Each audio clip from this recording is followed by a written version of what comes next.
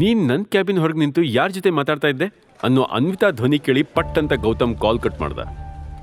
ಅನ್ವಿತಾ ತನ್ನ ಹಿಂದೆ ನಿಂತಿರೋದನ್ನ ನೋಡಿ ಗೌತಮ್ ಸ್ವಲ್ಪ ಗಲಿಬಿಲಿ ಆದ್ರೂ ತನ್ನನ್ನು ತಾನು ಕಂಟ್ರೋಲ್ ಮಾಡ್ಕೊಂಡು ಮನಸ್ಸಿನಲ್ಲೇ ಒಳ್ಳೇದಾಯ್ತು ದೇವ್ರೆ, ಅಕಸ್ಮಾತ್ ಅನ್ವಿತಾ ನನ್ನ ಮತ್ತೆ ಯಶವಂತ್ ಕನ್ವರ್ಸೇಷನ್ ಕೇಳಿಸ್ಕೊಂಡಿದ್ರೆ ಬೇರೇನೋ ಅನ್ಕೊಂಡ್ಬಿಡ್ತಿದ್ಲು, ನಾನಿನ್ನೂ ಸ್ವಲ್ಪ ಕೇರ್ಫುಲ್ ಆಗಿರ್ಬೇಕು ಅಂತ ಅನ್ಕೋತಾ, ಅನ್ವಿತಾ ನಾನೀಗ ನಿರಂಜನ್ ಮಾಡಿರೋ ಪ್ರಾಬ್ಲಮ್ ಬಗ್ಗೆ ನಿನಗೆ ಹೇಳೋದು ಬೇಡವಾ ಅಂತ ಯೋಚನೆ ಮಾಡ್ತಾ ಇದ್ದೆ.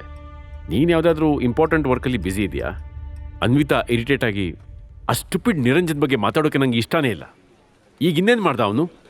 ಗೌತಮ್ ಸ್ವಲ್ಪ ಹೊತ್ತಿಗೆ ಮುಂಚೆ ನಿರಂಜನ್ ಕ್ಯಾಬಿನ್ ಹೊರಗೆ ನಿಂತು ಕೇಳಿಸ್ಕೊಂಡ ಎಲ್ಲ ವಿಷಯಗಳ ಜೊತೆಗೆ ತಾನು ತೆಗೆದಿರೋ ಡಿಸೈನ್ಸ್ ಫೋಟೋನ ಅನ್ವಿತಾಗೆ ತೋರಿಸ್ದ. ಅನ್ವಿತಾ ಆಶ್ಚರ್ಯದಿಂದ ಗೌತಮ್ ಮುಖ ನೋಡ್ತಾ, ಈ ಡಿಸೈನ್ಸಾ? ಇದರಿಂದ ಈಗ ಏನೇನು ಉಪಯೋಗ ಇಲ್ಲ. ನಾನಿದ್ನ ಒಂದು ಫ್ರೀಲ್ಯಾನ್ಸ್ ಪ್ರಾಜೆಕ್ಟ್ಗಾಗಿ ಮಾಡಿದ್ದೆ, ಆದರೆ ಇದರಲ್ಲಿ ಸ್ವಲ್ಪ ಮಿಸ್ಟೇಕ್ಸ್ ಇತ್ತು, ಸೊ ನಾನೇ ಇದನ್ನೆಲ್ಲ ರಿಜೆಕ್ಟ್ ಮಾಡಿ ಡಿಸ್ಟ್ರಾಯ್ ಮಾಡಿದ್ದೆ. ಹಾಗಿದ್ರೆ ನಿರಂಜನ್ ಇದೇ ಡಿಸೈನ್ಸ್ನ JK ಕಂಪನಿಯಿಂದ ದುಡ್ಡು ಕೊಟ್ಟು ತಗೊಂಡಿದ್ದಾನ? ಆಯಿಗೆ ಎಲ್ಲ ವಿಷಯ ಗೊತ್ತಿದೆ, ಆದರೂ ಕನ್ಸ್ಟ್ರಕ್ಷನ್ ಬಗ್ಗೆ ABCD ಗೊತ್ತಿಲ್ಲದೆ ಇರೋ ನಿರಂಜನ್ನ ರಾಜ್ಗುರು ಗ್ರೂಪ್ನ ಫ್ಯೂಚರ್ ಅಂತ ಅನ್ಕೋತಿದ್ದಾರೆ. ಈ ಡಿಸೈನ್ಸ್ ಮೇಲೆ ಕೆಲಸ ಏನಾದರೂ ಸ್ಟಾರ್ಟ್ ಆಗಿದ್ರೆ ರಾಜ್ಗುರು ಗ್ರೂಪ್ ಟ್ರಬಲ್ನಲ್ಲಿ ಸಿಕ್ಕಾಕೋತಿತ್ತು ಅಂತ ತನ್ನ ಅಸಮಾಧಾನನ ಹೊರಗಡೆ ಹಾಕಿದ್ಲು. ಗೌತಮ್ ಫರ್ಮ್ ಆಗಿ, ಇವಾಗ್ಲೂ ಪ್ರಾಬ್ಲಮ್ ಇದೆ, ನಿರಂಜನ್ ನಾಳೆ ಈ ಡಿಸೈನ್ಸ್ನ JK ಕನ್ಸ್ಟ್ರಕ್ಷನ್ಗೆ ವಾಪಸ್ ಕೊಡೋಕೆ ಹೋಗ್ತಾನಂತೆ. ಅವನು ಇನ್ನೂ ಒಂದು ಹೋಪ್ ಇಟ್ಕೊಂಡಿದ್ದಾನೆ. JK ಕನ್ಸ್ಟ್ರಕ್ಷನ್ಸ್ ಓನರ್ ಇದಾನಲ್ಲ ಅಭಿಷೇಕ್ ಶೆಟ್ಟಿ, ಅವನು ಈ ನಿರಂಜನ್ ಮಾತು ಕೇಳಿ ದುಡ್ಡು ವಾಪಸ್ ಕೊಡ್ತಾನೆ ಅಂತ ಕನ್ಸು ಕಾಣ್ತಿದ್ದಾನೆ. ಗೌತಮ್ ಮಾತು ಕೇಳಿದ ತಕ್ಷಣ ಅನ್ವಿತಾ ಮುಖದಲ್ಲಿ ಭಯ ಸ್ಪಷ್ಟವಾಗಿ ಕಾಣಿಸ್ತಿತ್ತು. ಅವಳು ಗಾಬರಿಯಿಂದ, ಹೀಗಾದ್ರೂ ಮಾಡಿ ಅದನ್ನ ತಪ್ಪಿಸ್ಬೇಕು, ಬಾ ಹೋಗ ಅವನ ಹತ್ರ ಮಾತಾಡೋಣ ಅಂತ ಹೇಳ್ತಾ ಮುಂದೆ ಹೆಜ್ಜೆ ಇಡುವಾಗ ಅವಳು ಕಾಲೆಡವಿ ಏಟಾಯ್ತು. ನೋವಲ್ಲಿ ಜೋರಾಗಿ ಕಿರ್ಚ್ಕೊಂಡ್ಲು. ಗೌತಮ್ ಗಾಬರಿಯಿಂದ, ಅನ್ವಿತಾ ಏನಾಯ್ತು ಅಂತ ಕೇಳ್ತಾ ಬಗ್ ನೋಡಿದ್ರೆ ಅನ್ವಿತಾ ಕಾಲಲ್ಲಿ ದೊಡ್ಡ ಕೆಂಪು ಮಾರ್ಕ್ ಆಗಿರೋದು ಕಾಣಿಸ್ತು. ನಂತರ ಸ್ವಲ್ಪ ಟೆನ್ಸ್ ಆಗಿ, ಓಹ್ ಇದು ಹೇಗಾಯ್ತು, ಇಷ್ಟೊಂದು ದೊಡ್ಡ ಗಾಯ ಆಗಿದೆ ಅಂತ ಕೇಳ್ದ. ಓಹ್ ಇದಾ, ಏನಿಲ್ಲ ಬಿಡು, ನಾನು ಬೆಳಿಗ್ಗೆ ಮೇಲ್ ಬರುವಾಗ ಲಿಫ್ಟ್ ಕೆಟ್ಟೋಗಿತ್ತು, ಸೊ ಮೆಟ್ಲ ಹತ್ಕೊಂಡು ಬಂದೆ, ಆದರೆ ಬರುವಾಗ ಕಾಲ್ ಜಾರಿ ಹೀಗಾಗಿದೆ. ಆದರೆ ಈಗ ಅಂಥ ನೋವೆಲ್ಲ ಏನಿಲ್ಲ, ಆವಾಗವಾಗ ಸ್ವಲ್ಪ ಪೇನ್ ಬರುತ್ತಷ್ಟೆ, but it's okay, you don't worry. No, this is not okay, ನಿನಗೆ ಸರಿಯಾಗಿ ನಿಲ್ಲೋಕ್ ಕೂಡ ಆಗ್ತಿಲ್ಲ, ಶೋಮಿ ಅಂತ ಹೇಳ್ತಾ ಗೌತಮ್ ಅನ್ವಿತಾ ಕಾಲ್ ಹತ್ರ ಕೂತು ಗಾಯನ ಚೆಕ್ ಮಾಡೋಕ್ಕೆ ಶುರು ಮಾಡ್ದ. ಗೌತಮ್ ಸಡನ್ ಆಗಿ ತನ್ನನ್ನು ಮುಟ್ಟಿದ್ ನೋಡಿ ಅನ್ವಿತಾಗೆ ಶಾಕ್ ಆಯ್ತು. ಅವಳು ಗಾಬರಿಯಿಂದ, ಗೌತಮ್ ನೀನೇನ್ ಮಾಡ್ತಿದೀಯಾ, ಇದು ಆಫೀಸ್, ಎಲ್ರೂ ನಮ್ಮನ್ನೇ ನೋಡ್ತಿದ್ದಾರೆ, ಐ ಆಮ್ ಓಕೆ ನಾವು, ಬಾ ನಿರಂಜನ್ ಹತ್ರ ಹೋಗೋಣ. ಆ ನಿರಂಜನ್ ವಿಷಯ ಬಿಡು, ನಿನ್ ಬಗ್ಗೆ ಯೋಚನೆ ಮಾಡು. ನೀನ್ ದಿನ ಪೂರ್ತಿ ನೋವಲ್ಲೇ ಕೆಲಸ ಮಾಡಬೇಕು ಅಂದ್ಕೊಂಡಿದ್ಯಾ, ಯಾಕೆ ನನ್ನ ಹತ್ರ ಹೇಳಿಲ್ಲ, ಬಾ ಹಾಸ್ಪಿಟಲ್ಗೆ ಹೋಗೋಣ. ಗೌತಮ್ನ ಈ ರೀತಿ ಕೇರ್ ನೋಡಿದಾಗ ಅನ್ವಿತಾ ಸ್ವಲ್ಪ ನರ್ವಸ್ ಆದ್ಲು. ಗೌತಮ್, ಹಾಸ್ಪಿಟಲ್ ಏನು ಬೇಡ, ಮನೆಗೆ ಹೋದ್ಮೇಲೆ ನೋಡೋಣ, ಇದು ಸಣ್ಣ ಗಾಯ ಅಷ್ಟೇ, ಲೆಟ್ಸ್ ಗೋ ಅಂತ ಹೇಳ್ತಾ ಎದ್ದು ನಿಂತು ತನ್ನ ಫೈಲ್ಸ್ ಕ್ಲೋಸ್ ಮಾಡಿ ಒಂದು ಮೂಲೆಯಲ್ಲಿಟ್ಲು. ಮತ್ತೆ ತನ್ನ ಲ್ಯಾಪ್ಟಾಪ್ ಮುಚ್ಚಿದ ನಂತರ ನಿಧಾನಕ್ಕೆ ಅಲ್ಲಿಂದ ಕುಂಟ್ತಾ ಹೊರಟ್ಲು. ಅವಳು ತುಂಬಾ ಪೇನಲ್ಲಿ ನಡೀತಿದ್ದಾಳೆ ಅಂತ ಯಾರು ಬೇಕಾದರೂ ಹೇಳ್ಬೋದಿತ್ತು, ಆದರೂ ಕೇರ್ ಮಾಡದೆ ಅವಳು ಗೌತಮ್ ಕಡೆ ನೋಡ್ತಾ ಗೌತಮ್ ಅಂತ ಕರೆದ್ಲು. ಗೌತಮ್ ಸಡನ್ ಆಗಿ, ನಿನಗೆ ಜಾಸ್ತಿ ನೋವಿದ್ರೆ ನಾನು ನಿನ್ನನ್ನು ಎತ್ಕೊಂಡು ಹೋಗ್ತೀನಿ. ಗೌತಮ್ ನೀನೇನು ಹೇಳ್ತಿದೀಯಾ, I am okay now. Anvita, I can not see you in pain, trust me, ನಾನು ನಿನ್ನನ್ನು ಬೀಳ್ಸಲ್ಲ ಅಂತ ಪ್ರಾಮಿಸ್ ಮಾಡ್ದ. ಅನ್ವಿತಾ ಗೌತಮ್ನ ಮುಖ ನೋಡ್ತಾ ನಗ್ತಿದ್ಲು. ಗೌತಮ್ ಅನ್ವಿತಾನ ಎತ್ಕೊಂಡ. ಅವಳು ಸ್ವಲ್ಪ ನರ್ವಸ್ ಆದ್ಲು, ಆದ್ರೆ ಅವಳ ಮನಸ್ಸಲ್ಲಿ ಖುಷಿ ಆಗ್ತಾ ಇತ್ತು. ಯಾವತ್ತೂ ಗೌತಮ್ ಮತ್ತು ಅನ್ವಿತಾ ಇಷ್ಟೊಂದು ಹತ್ತಿರ ಆಗಿರಲಿಲ್ಲ. ಗೌತಮ್ ಕಾರಿನ ಡೋರ್ ಓಪನ್ ಮಾಡಿ ಅನ್ವಿತಾನ ಪ್ರೀತಿಯಿಂದ ಸೀಟಲ್ಲಿ ಕೂರಿಸ್ದ.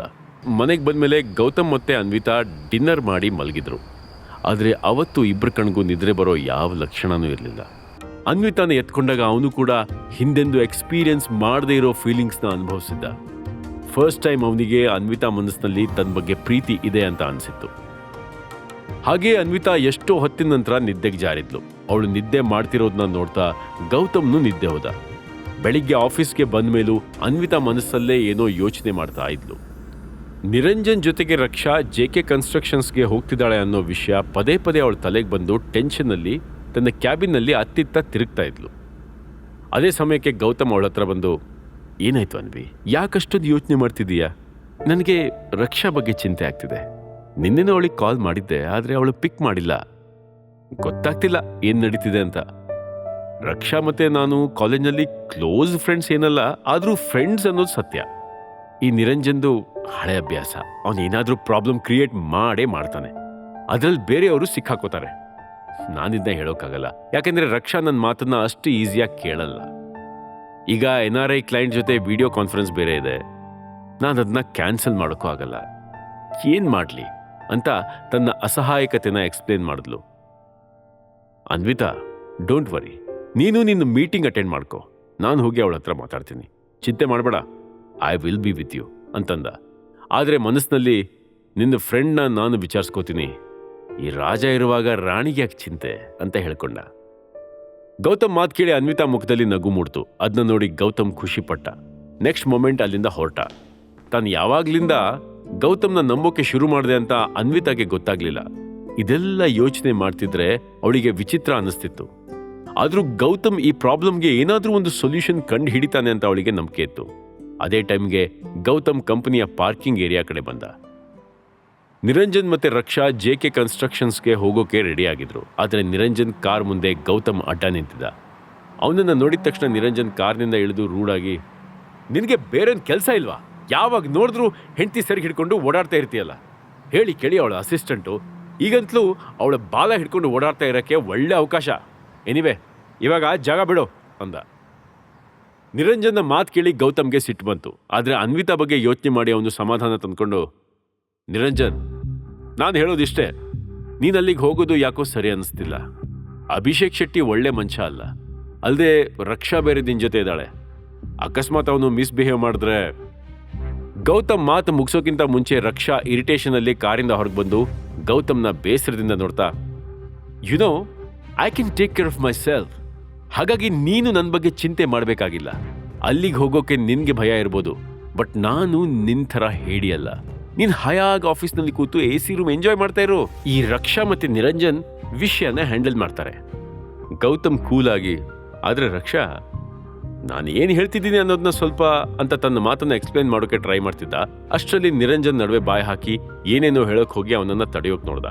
ಬಟ್ ರಕ್ಷಾ ಅವನನ್ನು ತಡೆದು ನಿಲ್ಲಿಸಿ, leave it Niranjan, we are already late. ಇವನ್ ಜೊತೆ ಮಾತಾಡ್ತಾ ಟೈಮ್ ವೇಸ್ಟ್ ಮಾಡಬೇಡ, he is a big loser. Raksha ಗೌತಮ್ಗೆ ಬೈತಾ ಇರೋದು ನೋಡಿ ನಿರಂಜನ್ ಮನ್ಸಲ್ಲಿ ಬಟರ್ಫ್ಲೈ ಹಾರ್ತಿರೋ ಹಾಗೆ ಅನಿಸ್ತಿತ್ತು. ನೆಕ್ಸ್ಟ್ ಮೊಮೆಂಟೇ ಅವನು ತನ್ನ ಗ್ಲಾಸಸ್ ಹಾಕೊಂಡು ನಗುತ್ತಾ ಕಾರಲ್ಲಿ ಕೂತ್ಕೊಂಡ. ಗೌತಮ್ ಅವರನ್ನ ನೋಡ್ತಾ ಡೀಪ್ ಬ್ರೆತ್ ತಗೊಂಡ. ರಕ್ಷಾ ಕೂಡ ಕಾರಿನ ಒಳಗಡೆ ಕೂತ್ಕೊಂಡ್ಲು. ಆದರೆ ಅವಳ ಕಣ್ಣಲ್ಲಿ ಸಿಟ್ಟು ಇನ್ನೂ ಇತ್ತು. ಸ್ಪೀಡಾಗಿ ಅಲ್ಲಿಂದ ಹೊರಟೋದ್ರು. ಗೌತಮ್ ಕೂಡ ಅವ್ರ ಹಿಂದೆನೇ ಹೊರಟ. ಅನ್ವಿತಾಗೆ ಪ್ರಾಮಿಸ್ ಮಾಡಿದ್ಮೇಲೆ ಅವನು ಯಾವುದೇ ಕಾರಣಕ್ಕೂ ಹಿಂಜರಿಯಕ್ಕೆ ರೆಡಿ ಇರಲಿಲ್ಲ. ಹಾಗಾಗಿ ಅವನು ಕೂಡ ತನ್ನ ಕಾರ್ ತಗೊಂಡು ಅವರನ್ನ ಫಾಲೋ ಮಾಡ್ದ. JK ಕಂಪನಿ ರೀಚ್ ಆದ ತಕ್ಷಣ ಗೌತಮ್ ನಿರಂಜನ್ನ ಕಾರ್ ನೋಡ್ದ.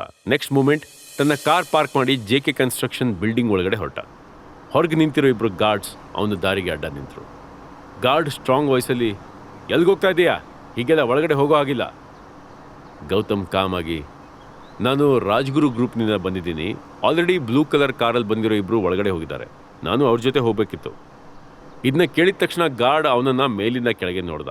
ನಂತರ ಅವನಿಗೆ ಒಳಗಡೆ ಹೋಗೋಕೆ ಸಿಗ್ನಲ್ ಮಾಡ್ದ. ಆದರೆ ಗೌತಮ್ ಸ್ಟೆಪ್ಸ್ ಹತ್ತಾ ಇದ್ದ ಹಾಗೆ ಅವನಿಗೆ ಮೇಲಿಂದ ವಿಚಿತ್ರವಾದ ಸೌಂಡ್ಸ್ ಕೇಳಿಸೋಕೆ ಸ್ಟಾರ್ಟ್ ಆಯಿತು. ಏನೋ ತಪ್ಪಾಗ್ತಿದೆ ಅಂತ ಗೌತಮ್ಗೆ ಅವನ ಸಿಕ್ಸ್ತ್ ಸೆನ್ಸ್ ಎಚ್ಚರಿಕೆ ಕೊಡ್ತು.